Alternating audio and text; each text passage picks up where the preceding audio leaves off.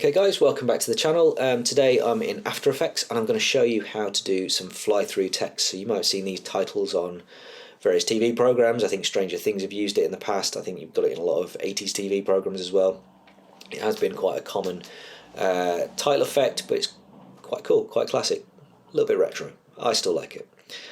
So what I've got here is some drone footage that I've taken over Bondi Beach, or nearby Bondi Beach in Sydney in Australia.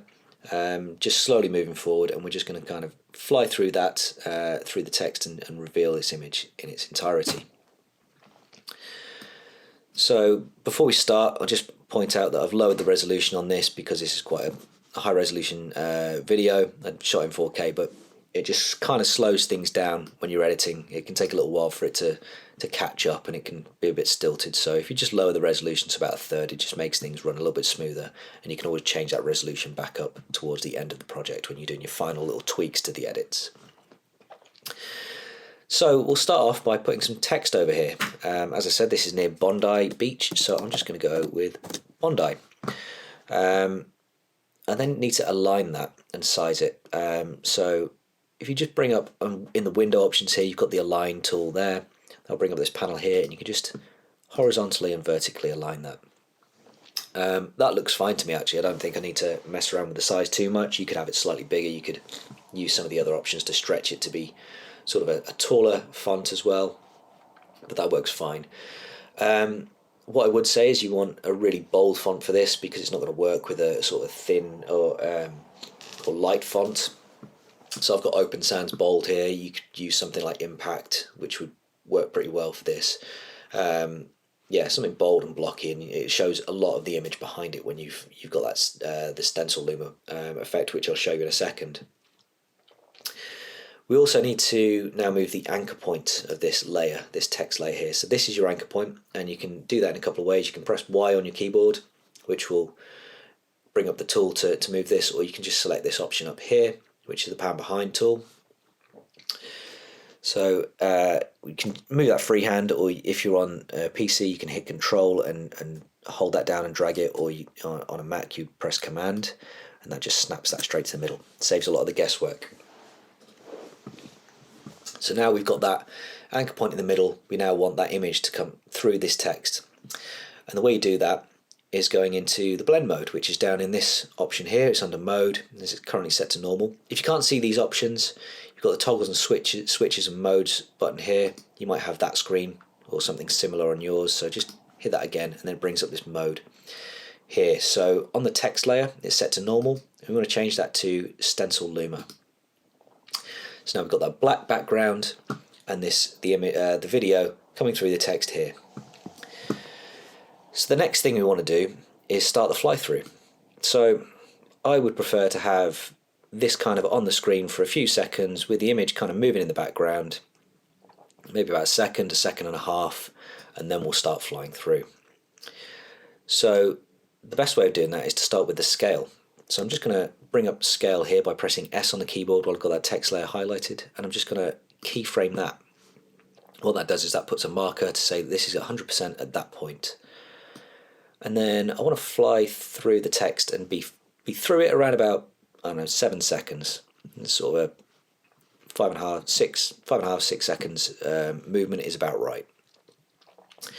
So we'll come to the 6 second point here, leave our time indicator over there, and then if you hover over the scale figures here, it changes to a little hand with the arrows either way, and if you just hold down Shift, you can just quickly move through the scale of that until we get to, I don't know, about this point here, maybe a little bit further, and we're through the text. So if we now go back and play that through,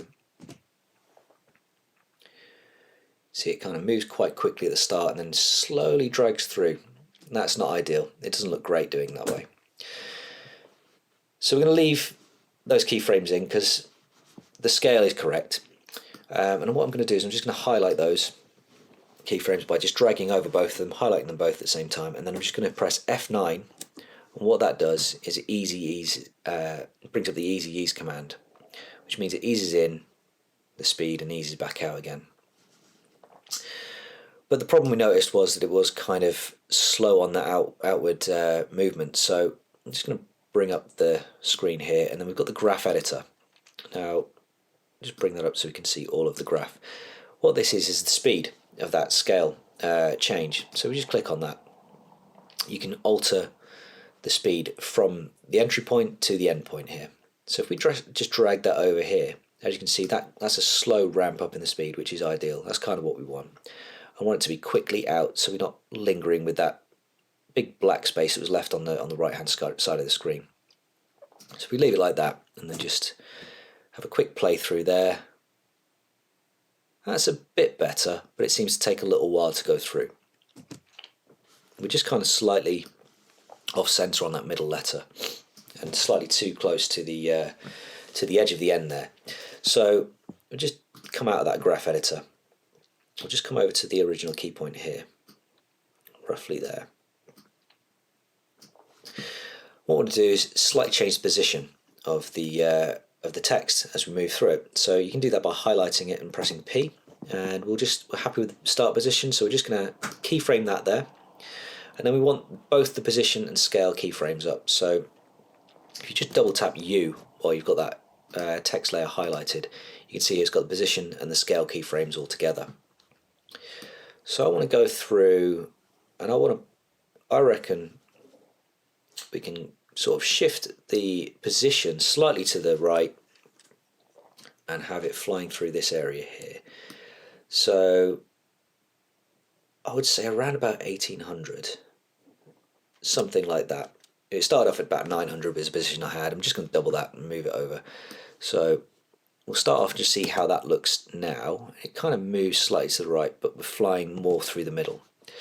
So if I just drag this keyframe over here to the end, you'll notice it's still kind of moves slightly, and what happened there is we haven't eased the keyframes for the position. So I'm just going to highlight those and do the same again, F9, and that will ease those positions in. So it lurched to the right a little bit when we first started off.